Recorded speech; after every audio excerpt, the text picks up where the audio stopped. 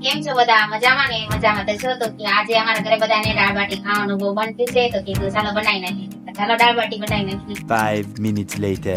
બાટી બનાવવાની છે એ માટે આ 5 દાળ જોઈએ તો જો ચણાની દાળ છે, અડદની દાળ ફોતરી વગરની, આ મગની દાળ પણ ફોતરી વગરની, આ મસૂરની દાળ છે અને આ તુરની દાળ. આ જો પાણીનું વાંધો મૂકી દીધું છે અને આ દાળને છે ને બે ત્રણ પાણીએ ધોઈને પછી આમાં ઓર દેવાની છે. તો દાળ જો બે ત્રણ પાણીએ ધોઈ નાખી છે અને હવે આમાં આપણે ઓરી દેવાની છે.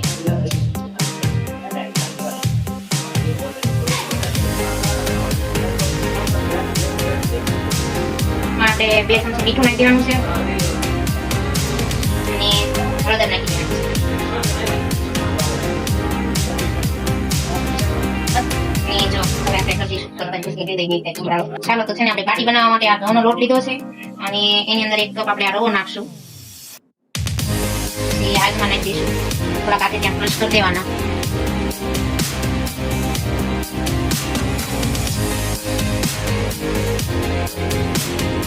પછી સ્વાદ પ્રમાણે મીઠું નાખી દેવાનું અને મોણ માટે નાખશું આપણે 1 ચમચ ઘી. ઘીને મેં ગરમ કર્યું છે અને પછી બસ પાણી નાખીને આપણે લોટ બાંધી દેવાનો છે. ચાલો તો જો આ લોટ બાંધીને તૈયાર થઈ ગયો છે. ભાખરી જેવો લોટ આપણે બાંધવાનો, થોડો આમ કડક જેવો એમ. અને આના છે ને આપણે નાની નાની બાટી બનાવી નાખવાની છે એમ.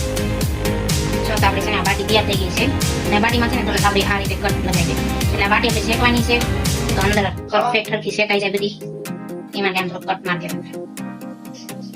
આને આપણે ભઠ્ઠામાં શેકવાની છે. આપણે રાજસ્થાની બાટી બનાવી છે, શેકીને બનાવવાની, તળીને પણ બનાવાય પણ આપણે આને શેકીને બનાવવાની છે.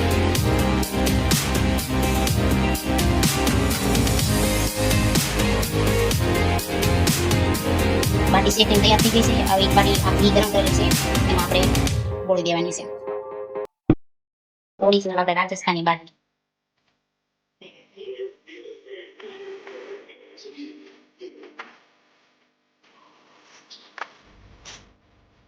આપણે બધી બાટી છે ને જો આ ઘીમાં બોળી દીધી છે. આપણે ઘી આવી ગઈ છે.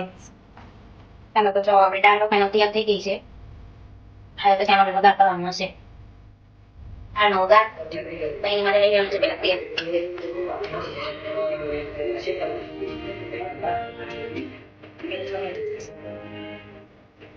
તો છે ને હવે આવી ગયું છે તેલ તો પેલા આપણે એમાં ફ્રાય કરી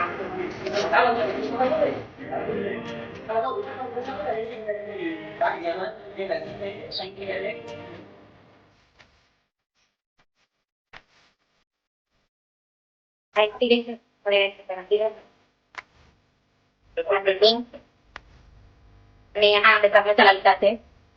ટમાટર એવું છે નીચે ટમાટર તે બાજ્યા છે. હવે એમાં નાખી દઈશું ડાલી ફોડીને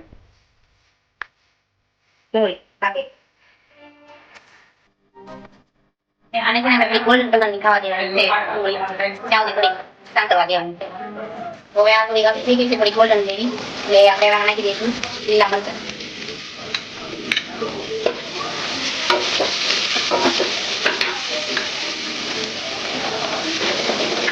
પછી આને દઈશું આપણે ટમેટા.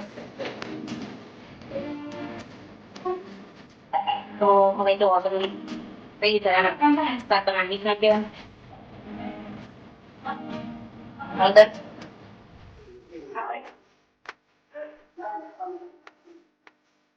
ત્યાં લાગુ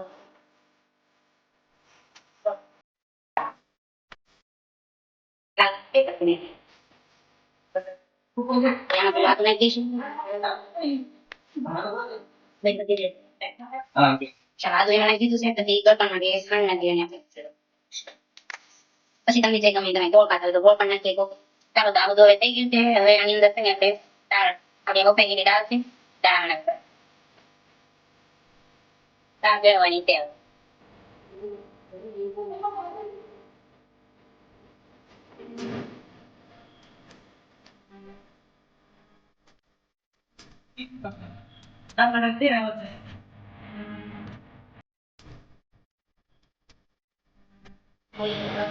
ચાલો હવે દાળ ઉપર આવી ગઈ છે. હવે આપણે એમાં ખાટા મીઠુંનો રસ નાખી દઈશું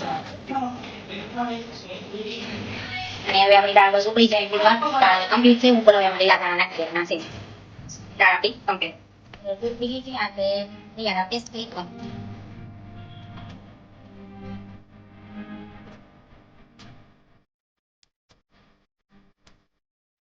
તો આપણી દાળ બાટી બની તૈયાર થઈ ગયેલી છે. તમને મારી રેસીપી પસંદ આવી હોય તો મારી ચેનલ લાઈક શેર અને સબસ્ક્રાઇબ કરજો.